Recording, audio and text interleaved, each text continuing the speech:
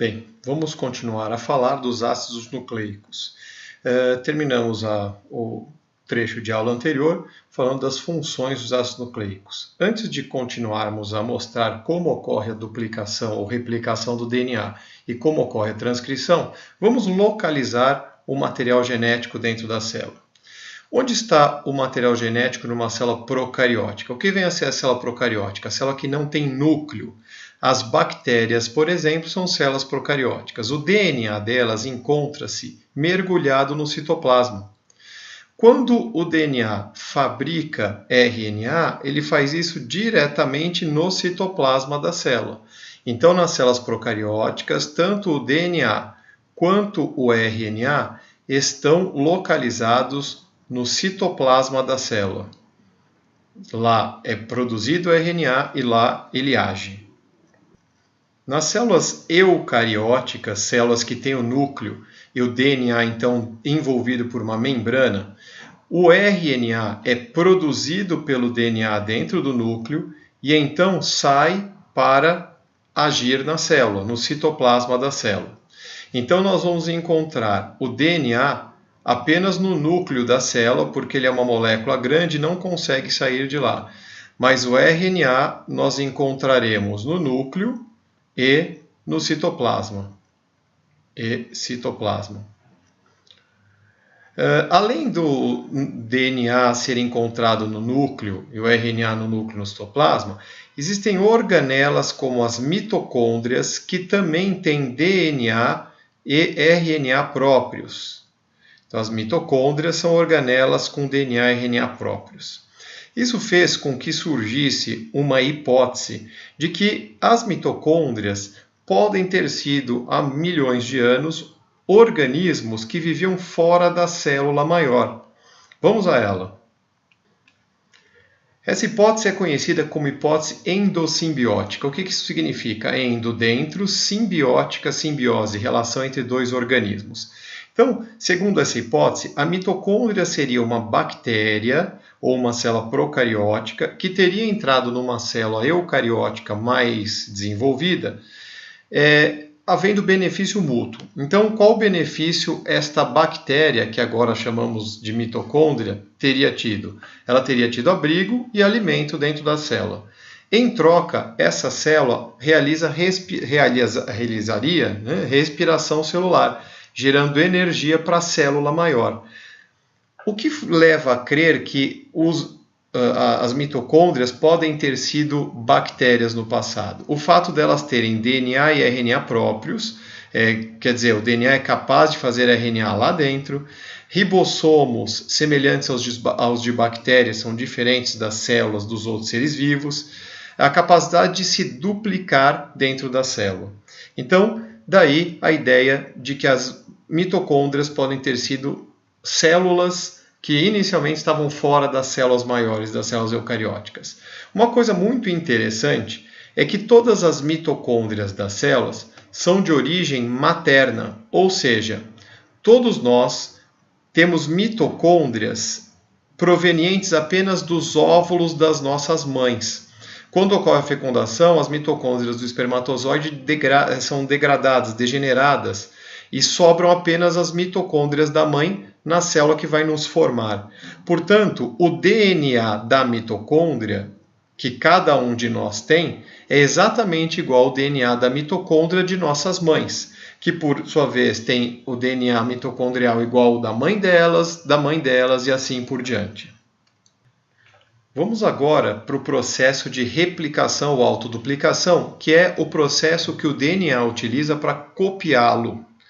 Quando uma célula vai se duplicar, ela precisa copiar a informação genética e distribuí-la igualmente para as duas novas células.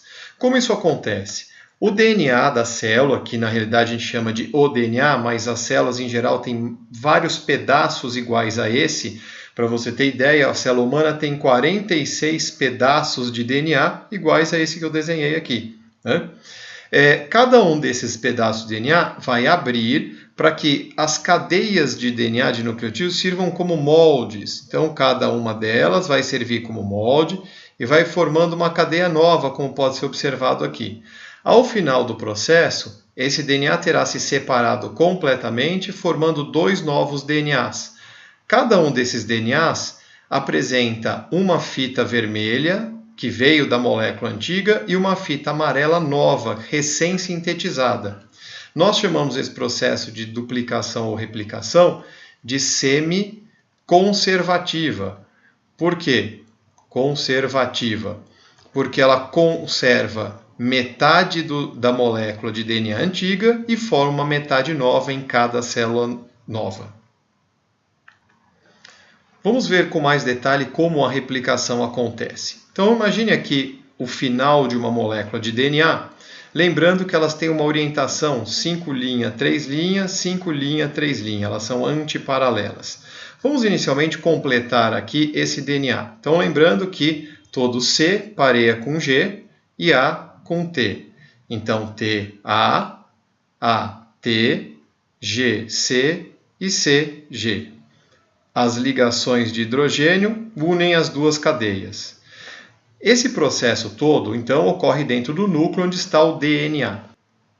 Sob a ação de uma enzima chamada helicase, as ligações de hidrogênio são quebradas e separam as duas cadeias de DNA.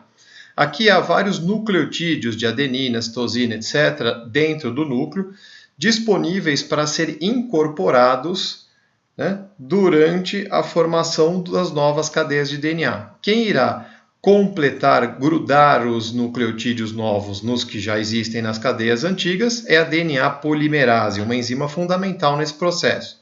Então vamos lá.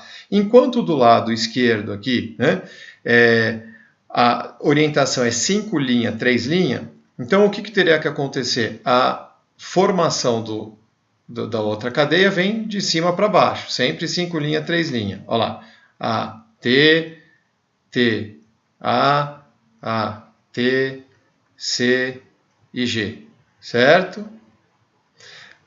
Do lado esquerdo, então, vai 5', 3' também, então de baixo para cima, C, G, A, T, A e C, tá?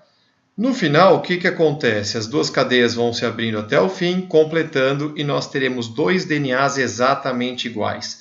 Então, se você observar, CG nos dois, AT, TA, tal, eles são rigorosamente iguais e cada cópia fica para uma célula. Através desse processo, cada célula nova sempre terá exatamente o mesmo material genético da célula anterior.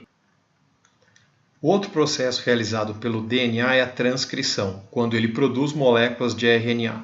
Lembre-se que o DNA está dentro do núcleo da célula e ele irá produzir RNAs que vão sair da célula. As moléculas de RNA são simples e produzidas apenas por um pedaço da informação do DNA que nós chamamos de gene. Então imagine que esse gene se abre para que uma das cadeias sirva de molde para a produção do RNA e seja formado aqui um RNA. Esse RNA, então, vai se destacar daqui e vai sair para o citoplasma, para onde ele vai levar a informação. E essa molécula de DNA volta a se fechar, conservando a informação anterior. Esse processo, em maiores detalhes, acontecerá da seguinte maneira. Imagine que você tenha no núcleo da célula os nucleotídeos de RNA, lembrando que existe U agora e não T, e que uma dessas duas fitas, que eu vou escolher a da esquerda, é chamada de fita molde ou fita ativa. É a fita cuja informação será utilizada para fabricar o RNA mensageiro. Então, a RNA polimerase agora é a enzima que atua nesse processo. O que ela fará? Então ela vai fazer o pareamento C com G, A com U, lembrando que agora é RNA, T com A mesmo, A com U novamente, G com C e C com G. Aqui então está formada a molécula de RNA mensageiro, que como vimos anteriormente vai sair do núcleo e vai para o citoplasma. No citoplasma, essa molécula cumprirá a função de levar a informação, ou seja, o conjunto de bases que tem aqui na molécula de RNA é um conjunto de informações, um código que será lido pelo ribossomo da célula para que a célula produza a proteína que foi comandada pela ação do DNA. Ficamos por aqui.